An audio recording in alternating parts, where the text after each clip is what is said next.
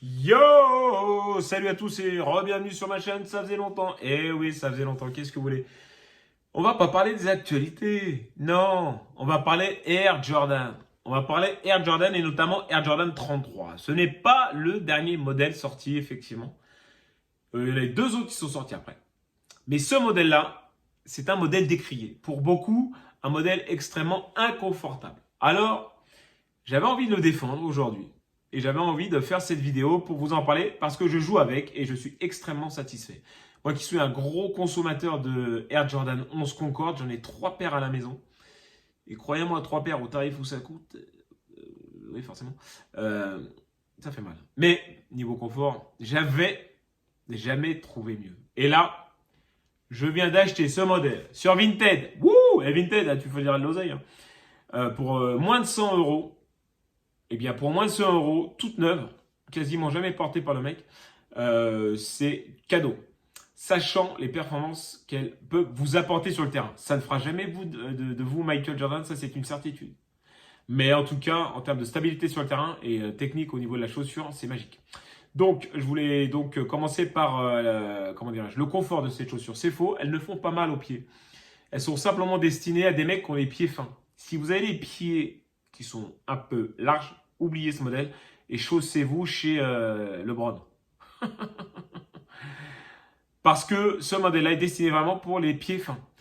Avec en plus de ça un lassage extrêmement confortable, inspiré de l'aéronautique, tu sais, les avions.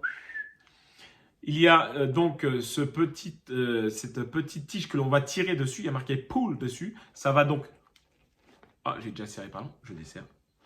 Et hop, on va entendre le petit mécanisme qui est juste en dessous de la Jordan. Je tire dessus. Hop. Ça va donc serrer le dessus de la chaussure. Ça vous maintient nickel chrome. Plus le petit scratch sur le côté. Vous avez vraiment un pied qui ne bouge absolument pas. Donc vous pourrez faire tous les gestes techniques que vous voudrez sur le terrain. Ça ne provoquera pas d'échauffement ni de douleur. Donc c'est vraiment un modèle à ce niveau-là, au niveau confort, super.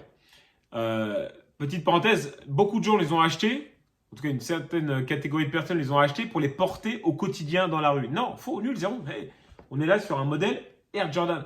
Le streetwear Air Jordan, c'est terminé. Enfin, je ne vois pas comment on peut se balader avec un modèle aussi moche, parce que c'est pas forcément très beau.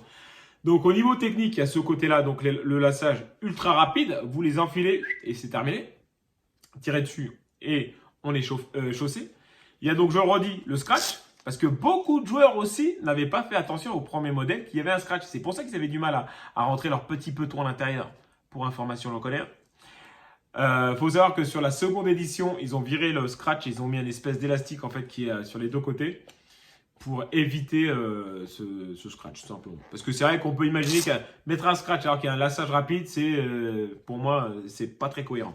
Donc résultat, une fois qu'on est à l'intérieur, on a ce Zoom Air, on le voit bien, il est super bien prononcé, qui est extrêmement réactif en termes d'appui. Ça apporte vraiment une réactivité de mouvement sur le terrain qui est assez magique.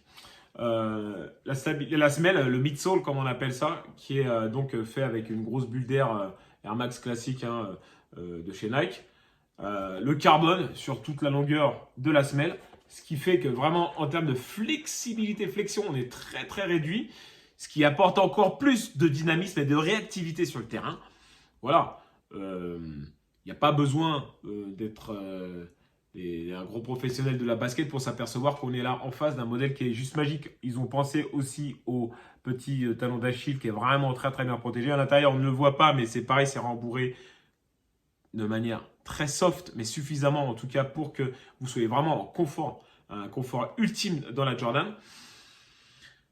Je pense que c'est un modèle qui est extrêmement sous-estimé et dommage. Mais en tout cas, pour celles et ceux qui regardent cette vidéo, courez sur Vinted, vous allez trouver ça à 80-90 balles. Et quand vous les chausserez, parce qu'on va les rechausser nos choses, vous inquiétez pas, eh bien vous verrez que vous êtes en possession d'un modèle qui est juste magique. En comparaison, j'avais pris ces deux modèles-là, là, donc la Concorde, qui est pour moi un modèle référence, Jordan magique. Il n'y a pas mieux, il n'y avait pas mieux selon moi. En termes de légèreté, confort, flexibilité, amorti, lassage. tout était pour moi parfait sur ce modèle. Je rejoue encore avec j'ai énormément de plaisir à jouer avec. Mais il est vrai que la 11 l'a dépassé largement.